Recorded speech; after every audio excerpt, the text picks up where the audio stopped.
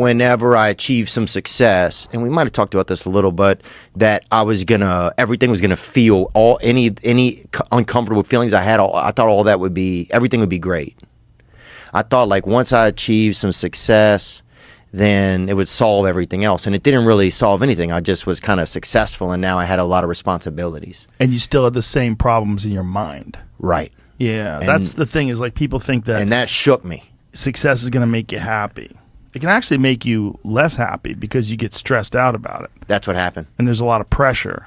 Yeah. Especially our kind of success, showbiz success, because you're dealing with public criticism, you're dealing with like the performance anxiety, you're dealing with the fact that you have to schedule all these shows and go to places, and the logistics and the travel wears you out, and you're jet lagged, and you got to wake up for the show, and it's there's a lot going on.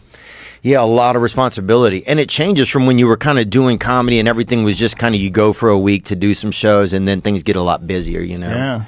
So that definitely happened for me. And then I got caught in this weird circle of like kind of self-pity in a way. I didn't realize it. Yeah. Because I was not feeling good, and I was like, something's wrong, so let me try to fix it, right? So I tried like all different things, like, I tried ketamine, ayahuasca, different therapies, different, seeing therapists twice a week, just things like, but I was constantly like, let me try to fix this, right? Mm-hmm.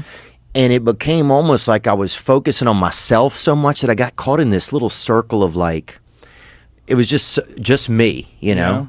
And my work is me too. You're looking at clips of yourself. There's things that you going out, you have to go perform. So it was just too much me, kind of, Right. You weren't being a normal person, just living life. You're just focusing on you all the time. Right. And I didn't really mean to. It just like, I don't know. It's just kind of what it became. So once I started to kind of break that up a little bit, things have just got. What made you decide to go to Tennessee? Like why did Nashville call you? I don't know. I think I always wanted to live there. They had lower taxes, and I started making money, and so I remember when I was young, we tried to get the government, somebody kept throwing dead animals in our ditch, right? What? And what? Yeah, on what McGee kind Street. Of animals? Carcasses. What kind? Which type of animals? Oh, I couldn't tell you, man. At this point, I think some of them probably nothing you'd shoot. I don't think. I mean, unless it was like and shit. Like what was? I mean, one of them could have been a fucking llama? Samoan raccoon. Is about the biggest sizes we're gonna get. It was like hefty raccoon. Yeah, hefty raccoons, dogs, things like that. I think it was somebody who had like a mild veterinary type of thing going on, and they would on the way home they would dump the animals, and they dumped them in our neighborhood. A mild veterinary thing, That's or serial killer, like an in between type of deal. Yeah. Some guy who's not sanctioned, but he's fucking not quite committed to like migrant workers, killing migrant workers yet. Yeah. He's just working his way up to human beings. Yeah, I mean, however you want to look at it, man. But I think but they kept throwing anyway. So we called the government and be like, come get these fucking bones out of here. Because, there'd be kids out there fucking playing with them. You got kids out there beating each other with damn tibias and fucking humming caustics at each other and stuff. And, because it's in the ditch. Right. And so, anyway, I was never a big fan of government after that, right? What the fuck did the government ever do with that? With the ditch? What'd you ask me about? I'm not even joking, man. What were you asking me about? We're talking about animals. You're saying animals got left in the ditch, and then you said I wasn't a big fan of the government after that. I'm like, how did the government? Because they didn't clean up the animals in the ditch. Is that what it is? Yeah. Okay. And if we'd have been and live in a fancy neighborhood, they would have come and got it. Right. They would have taken care of it. Yeah. Yeah. But this ties back into what we were just talking about, which was, do you remember what that was? Why you moved to Nashville? Yeah. Yeah. So I would never want. Are you going to help us out there? Yeah, I was like Texas, Nashville. Yeah.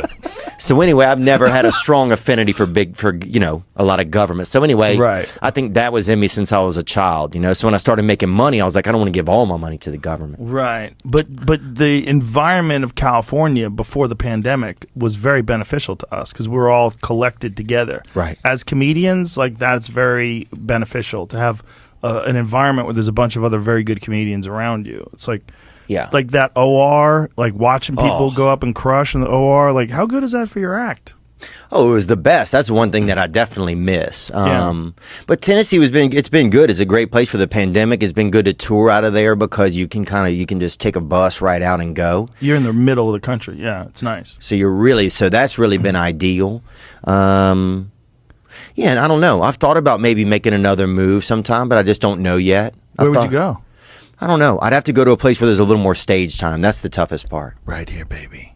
I know you're trying to get me over here. I'd love to have you over here. Well, I'm gonna fucking wine you and dine you this week. all right. I'm gonna romance you. Take you to the club. Once you see the club, you're gonna fucking shit. It's wild. I might. It's wild. It'll be open probably somewhere. Well, I don't want to say when, but off air I'll tell you. So that's the toughest part, I think, is Stage time. Yeah. But you go into Zany's a lot, which is a great place, right? Yeah, but you can go there on Monday. But it's still an operating regular club. You know? So do they have shows like Tuesday, Wednesday night, like regular shows? They kind of book certain like nights that night. You could do your own night every week, but it's still not the same as just those reps, you know. Right, like Comedy Store reps. And I really learn on reps. That's where I learn. I learn on reps. Yeah. When I was really enjoying LA is like when I would do a show at the Improv, and then I would scoot over to the store, and then I'd do maybe 2 shows at the store. You know, you do a spot in the OR, and then you do a spot in the main room. Like, ooh. Boy, you do 3 or 4 of those in a week, you get loose. Oh, dude. Oh, you get loose. You get loose. You know that feeling where the gears are greased? Yeah. I used to feel like a fucking killer, dog. Oh, you're a killer, I was bro. I used to feel like Chris Kyle up there, dog. I remember when you really started to crack. I really remember that, man. Because I made a point of pulling you aside and telling you, like, man, whatever you're doing, keep doing it. Because I remember there was one time where I think it was me and Fahim were sitting in the back watching you, just crying, laughing. You just like caught some stride. It's like funny when you see someone and they're funny, it's good, like, hey man, that was a good set. And then you see them one day and it just snaps. They just hit that next level. And you're like, ooh. And we were all talking about you too. We're like, damn, you've been seeing Theo. Theo's on this next level. Thanks, man. That's cool. Level. You had hit some groove where you just like everything you said was funny. You just figured your style out, and you were doing so many reps. You were doing so many headliner gigs on the road, and you'd be in the store on Tuesdays and Wednesdays and getting those reps in, and you were just loose, son.